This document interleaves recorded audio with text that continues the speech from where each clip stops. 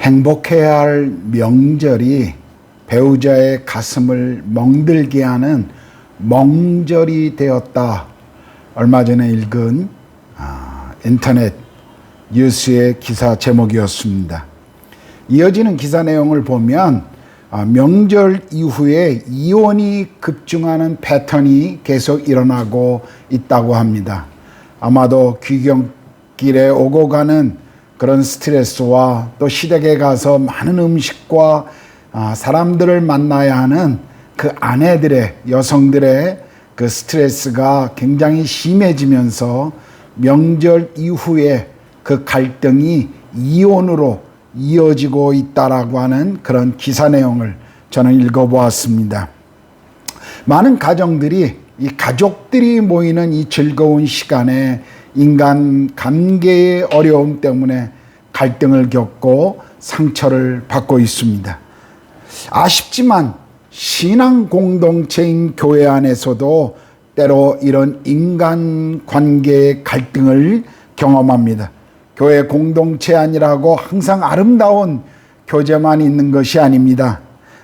교회 안에 서로를 향한 때로 가시돋친 헌담이나 또 비난과 상처가 성도들 간에 어려움을 줄 수도 있습니다. 어떤 때는 불신자보다도 더 미숙한 그런 태도들을 성도들 간에 보여주고 있기 때문에 이런 모습을 본 어떤 이들은 교회 안에 이런 성도 간의 교제에 깊이 들어오는 것을 주저하거나 염려하기까지도 합니다. 아마도 여러분의 인생 속에서 이런 갈등을 경험하고 또 어려움을 받았던 그런 시간들이 있었을 것입니다. 오늘 우리가 읽었던 본문을 보면 이 인간관계의 갈등은 하나님의 사람 아브라함도 예외는 아니었습니다. 본문을 보겠습니다. 이제 아브라함은 그의 아내와 조카 롯을 데리고 그리고 모든 소유를 이끌고 애굽에서 다시 가나안으로 돌아옵니다. 아브라함에게는 가축과 은과 금이 풍부했습니다.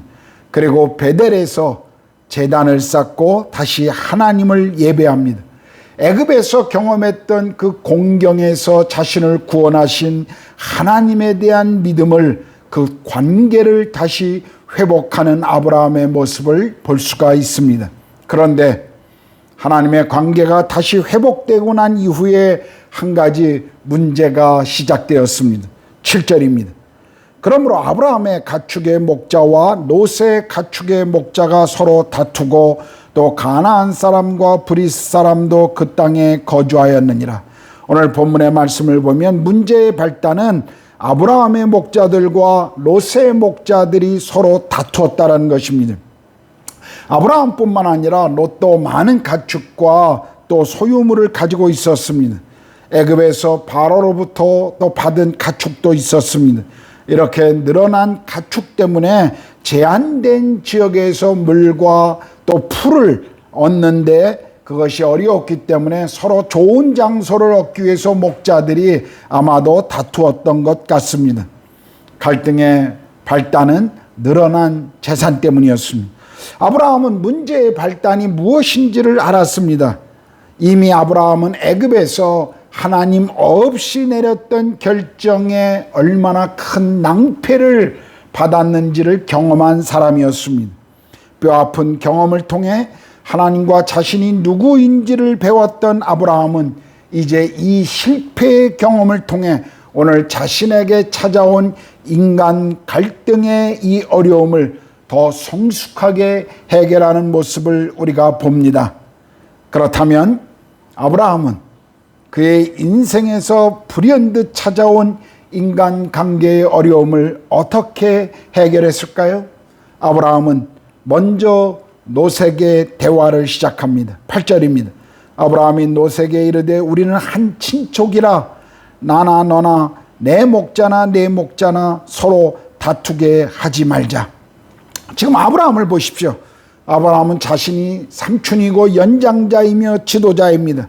그럼에도 불구하고 먼저 아랫사람인 롯을 찾아가 대화를 시작합니다.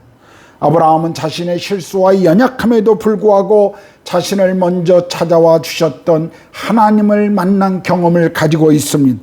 그래서 그는 지금은 그 연약한 롯에게, 어린 롯에게 먼저 손을 내밀고 대화를 시작합니다. 아브라함은 자신이 연장자요 지도자였음에도 불구하고, 그리고 그런 리더십의 자존심이 뭉개지는 것보다도 이 갈등을 해결하는 것이 더 중요하다는 것을 알았습니다. 아브라함은 롯에게 우리는 한 친족인이라고 고백합니다. 이것이 무슨 의미입니까? 아브라함은 지금 무엇이 중요한 문제를 알고 있었습니다. 지금 갈등을 일으킨 그 발단은 늘어난 가축 때문이지, 그렇기 때문에 아브라함은 이것보다도 더 중요한 것은, 늘어난 가축보다도 더 중요한 것은 자신과 롯과의 관계라는 것을 그는 알고 있었던 것입니다. 아브라함은 지금 이 문제를 재산 싸움으로 보지 않고 인간 관계의 차원으로 본 것입니다. 만일 아브라함이 이 갈등을 재산의 문제로만 보았다면 누가 더 좋은 땅을 많이 가지느냐에 관심을 가졌을 것입니다. 누가 이익을 더 많이 얻을 것인가에 초점을 맞추었을 것입니다. 그런데 아브라함은 그렇게 하지 않았습니다. 이 문제를 누가 더 많은 이익을 가지는가가 아니라 내 형제를, 내 친족을 얻을 것인가 잃을 것인가 하는 관점으로 이 문제를 보고 있습니다. 지금 아브라함은 좀 손해를 보더라도 내 친족을 잃지 않겠다라고 하는 생각을 가지고 있는 것입니다. 오늘날 많은 사람들이 인간관계는 엉망이 되어도 더 많은 이익을 얻으려 하는 것 때문에 인생의 중요한 것들을 얼마나 많이 놓치고 살아가고 있는지 모릅니다. 우리는 무엇이 정말 우리 인생의 중요한 가치인지를 생각해 보아야 합니다. 재물은 있다가도 없고 없다가도 생길 수가 있습니다. 그러나 한번 잃어버린 인간관계는 회복하기가 쉽지 않습니다.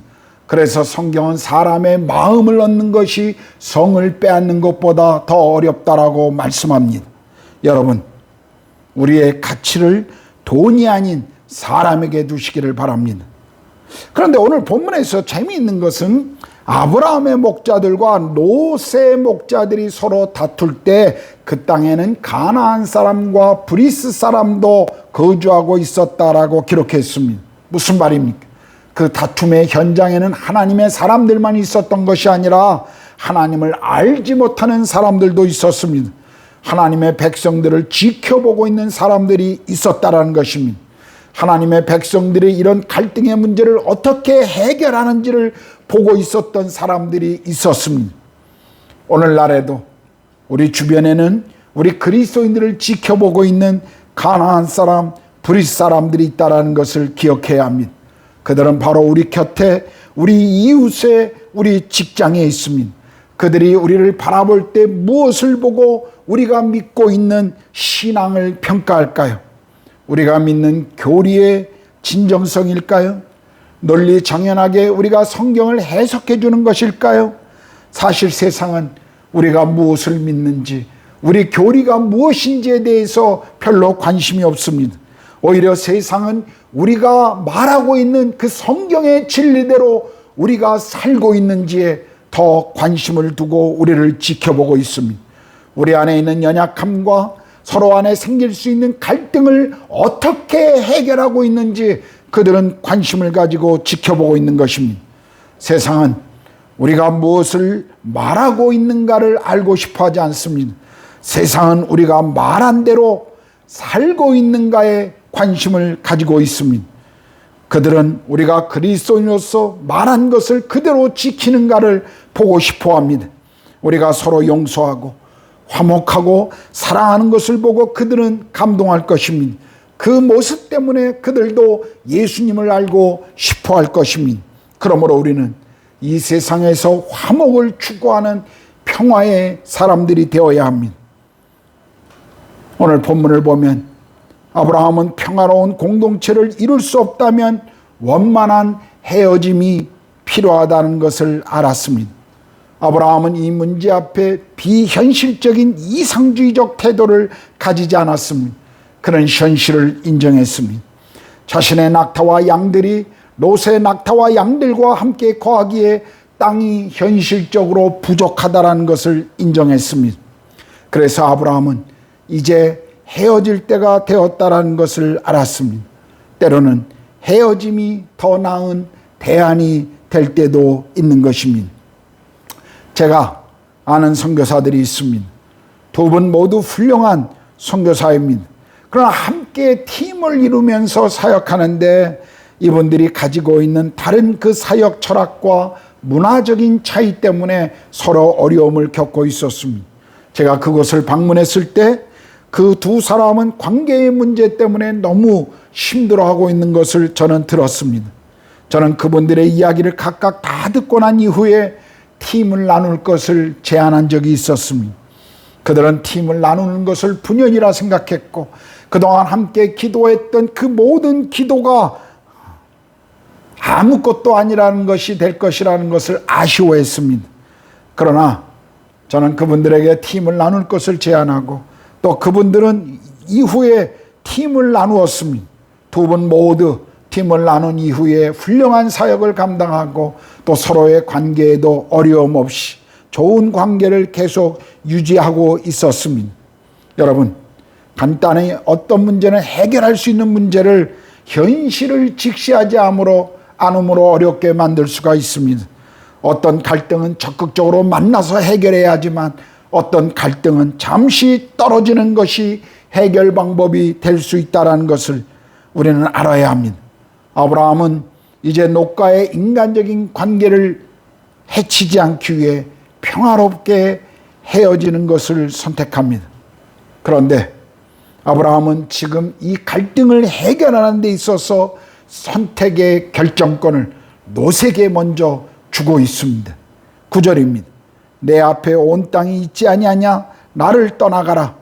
네가 자하면 나는 우하고 내가 우하면 나는 자하리라. 이것은 마땅히 선임자로서 가질 수 있는 권리를 자신이 누릴 수 있는 이익을 포기한다는 것입니다. 아브라함은 롯에게 양보하고 있습니다. 아브라함은 지금 누가 더 많이 가지느냐, 누가 더 많은 이익을 가지고 이기느냐가 중요한 것이 아니라 하나님의 뜻대로 움직이고 그분의 뜻을 따라가는 것이 더 중요하다는 것을 알고 있습니다. 아브라함은 자신이 내린 결정 때문에 손해를 볼 수 있다는 것을 알았습니다. 그렇지만 그 결과를 하나님께 맡긴 것입니다. 그는 기꺼이 문제를 해결하기 위해 손해를 감수하고 자신의 권리를 포기하고 자신을 낮추고 있습니다. 어떻게 아브라함은 이렇게 행동할 수 있었을까요? 아브라함은 지금 하나님을 신뢰하는 믿음으로 행동하고 있는 것입니다. 그는 과거의 애굽에서의 실패를 통해 하나님과 동행함이 그리고 그분의 뜻을 따라가는 것이 얼마나 중요하다는 것을 아브라함은 이미 배웠습니다. 하나님을 기쁘시게 하는 삶을 살면 그 나머지는 하나님이 책임지신다는 사실을 아브라함은 배웠던 것입니다. 그렇습니다. 아브라함의 이 행동은 그가 하나님을 신뢰하지 않고서는 결코 보여줄 수 없는 행동이었습니다. 아브라함은 하나님께서 이 땅을 주시겠다는 약속을 신뢰하고 있습니다. 롯이 좋은 땅을 선택해도 자신이 척박한 땅에 살아가도 그것을 두려워하지 않았습니다. 왜냐하면 하나님이 주시겠다고 하는 그 약속을 따라갈 때 마침내 하나님은 그분의 약속을 이루신다는 것을 아브라함은 알고 있었기 때문입니다. 아브라함은 애굽을 다녀온 뒤에 그의 실수와 연약함 속에서 그는 하나님을 더 배우고 성숙한 사람이 되었습니다. 아브라함은 하나님께서 주시는 약속을 따라 하나님께서 선택하신 것을 따라가는 삶이 무엇인지를 지금 계속 배워가고 있습니다. 하나님께서 자신에게 주시겠다고 약속하신 땅이기에 그것을 붙들려고 롯과 경쟁하거나 싸울 필요가 없다라는 것을 아브라함은 알고 있었습니다. 아브라함은 하나님의 약속을 신뢰합니다. 그래서 그는 기꺼이 섬김으로 롯에게 양보합니다. 아브라함은 지금 자신의 리더십이나 영향력이나 재물이 손해보는 것에 관심을 가지고 있는 것이 아니라 하나님이 원하시는 것이 무엇인지에 더 관심을 가지고 있습니다. 어떤 조직이나 기관의 리더가 되면 참 많은 문제에 직면하게 됩니다. 그 중에 특별히 힘든 것이 인간관계입니다. 저도 선교사들 모임에서 몇 년 동안 리더로 섬긴 적이 있었습니다. 그때 저도 참 많이 힘들었습니다. 어떤 때는 이유 없는 반대나 근거 없는 비난을 받을 때도 있었습니다. 무례한 사람들도 있었습니다. 그래서 때로는 그럴 때마다 화가 나서 보복하거나 반박하거나 공격하려고 하는 마음이 제 안에 꿈틀댈 때가 있습니다. 그런데 그때마다 제 아내가 저에게 조용히 이렇게 권면합니다. 리더인 당신 한 사람만 참으면 모든 공동체가 조용하고 평화로울 텐데 당신이 참으라고. 어떤 때는 자존심이 상하기도 하지만 아내의 조언은 늘 진리라는 것을 깨닫게 됩니다. 여러분, 우리가 경험하는 갈등, 섬김의 마음으로 결정하고 좀 손해보더라도 믿음의 결단을 하면 갈등은 사라집니다. 이것이 당장은 손해보고 어리석어 보일지 모르지만 궁극적으로는 승리하는 방법입니다. 우리는 이 방법을 믿고 하나님을 신뢰해야 합니다. 이제 10절을 보겠습니다. 이에 롯이 눈을 들어 요단 지역을 바라본 즉 소알까지 온 땅에 물이 넉넉하니 여호와께서 소돔과 고모라를 멸하시기 전이었으므로 여호와의 동산 같고 애굽 땅과 같았더라. 롯은 아브라함이 양보하자마자 바로 결정을 합니다.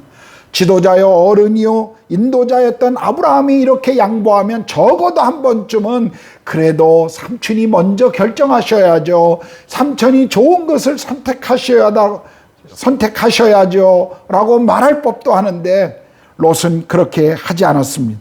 이제까지 아브라함을 따라다니며 보호받고 복을 받았던 롯이었지만 아브라함에게 먼저 선택하라고 말하지 않았습니다.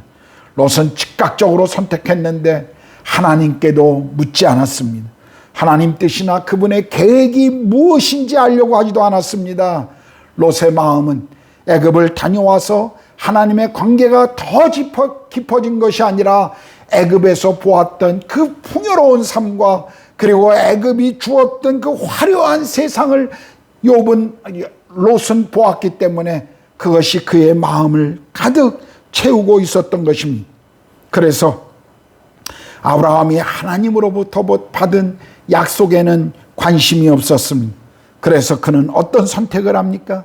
자기 눈이 보이는 좋은 대로 그냥 눈에 좋게 보이는 것을 선택합니다. 그래서 눈을 들어 요단 지역을 바라볼 때 소돔 지역이 물이 많고 풍요로운 것이라는 것을 금방 알아차렸습니다. 거기가 여호와의 동산 같고 그가 보고 살고 싶어 했던 얼마 전 보았던 애굽 땅과 같아 보였습니다.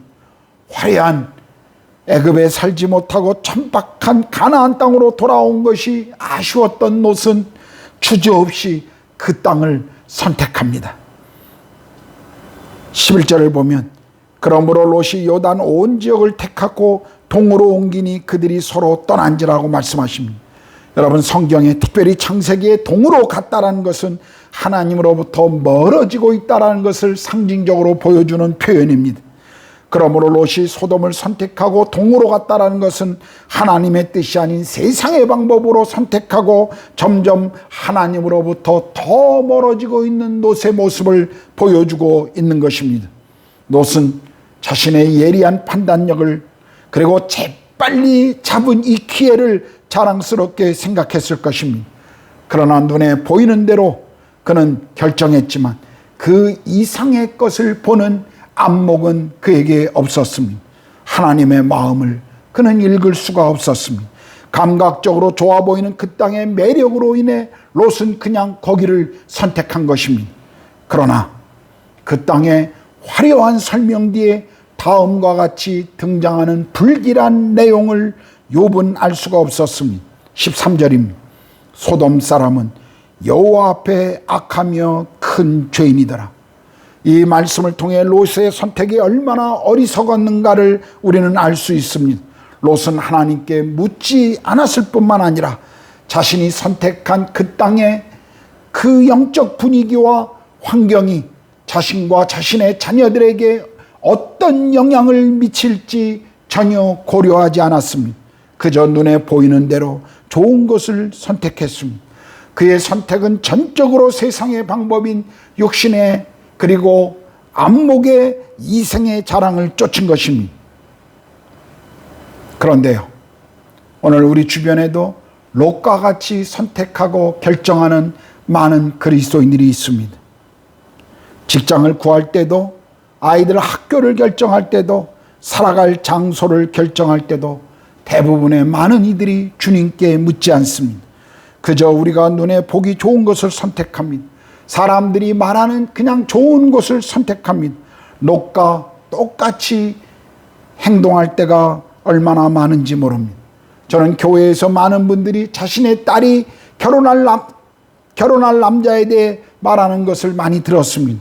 대부분 좋은 신랑감은 좋은 대학을 나온 좋은 직장인들이었습니다. 물론 중요한 것입니다. 그러나 그 청년이, 내 딸과 결혼할 사위가 될 그 청년이 정말 복음을 알고 거듭난 그리스도인인지, 주님을 잘 믿고 헌신하고 주님을 사랑하고 따라가고 있는 젊은인지는 별로 관심들이 없었습니다. 주거지를 결정할 때도 얼마나 그 아파트 가격이 앞으로 올라갈 것인가에만 관심을 갖는 것을 봅니다. 자녀들의 학교를 선택할 때도 전혀 영적이고 도덕적인 영향력은 고려하지 않습니다. 오직 그 학교가 대학을 얼마나 많이 보내는지, 그리고 얼마나 공부를 잘 가르치는지에만 관심이 있습니다. 이런 것들이 바로 롯과 똑같이 선택하는 우리의 오늘날 선택입니다. 훗날 롯은 이 결정 때문에 엄청난 결과를, 어려움을 겪게 됩니다. 롯은 자신이 좋은 선택을 했다라고 생각했지만 실상은 지옥과 같은 환경에 빠진 것입니다. 우리도 선택을 잘 하셔야 합니다.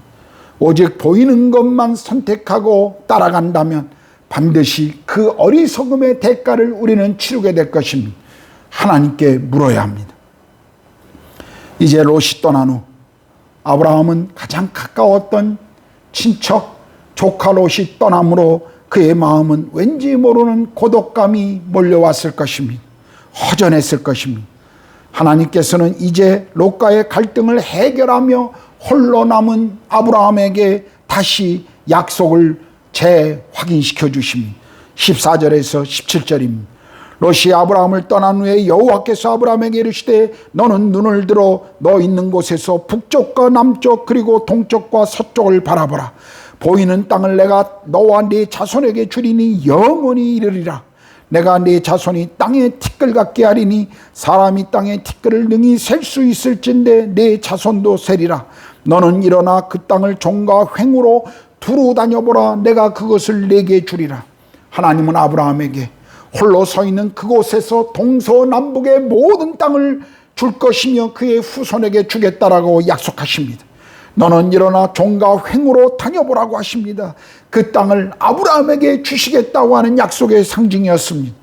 갈대아 우르에서 내가 너에게 보여줄 땅으로 가라고 말씀하신 하나님께서 베델에서는 바로 이 땅이 그 땅이라고 말씀하셨습니다. 그런데 이제 다시 네가 보는 이 모든 땅을 너에게 그리고 네 후손에게 주겠노라고 지금 약속하십니다. 점점 하나님의 약속이 구체적으로 아브라함에게 주어지고 있습니다. 반복되는 이 하나님의 약속은 롯을 떠나보낸 아브라함 그 마음 가운데 더 큰 위로와 새로운 용기가 되었을 것입니다. 아브라함과 롯 두 사람은 다 눈을 들어 보았습니다. 그러나 보는 것이 달랐습니다. 아브라함은 하나님의 약속을 보았지만 롯은 탐욕을 채우기 위해 보았습니다. 아브라함과 롯 두 사람에게 모두 땅이 제시되었습니다. 그러나 아브라함이 보았던 땅은 약속의 땅이었지만 롯이 보았던 땅은 탐욕의 땅이었습니다. 아브라함은 롯에게 선택권을 주었지만 하나님은 아브라함에게 축복의 약속을 주셨습니다. 여러분은 무엇을 보기를 원하십니까? 어떤 결말을 보고 싶습니까?